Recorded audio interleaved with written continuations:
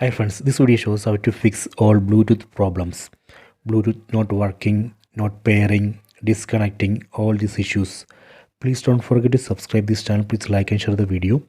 Go to settings, tap on this settings app icon. Go down, go to system, tap here. Go to reset options.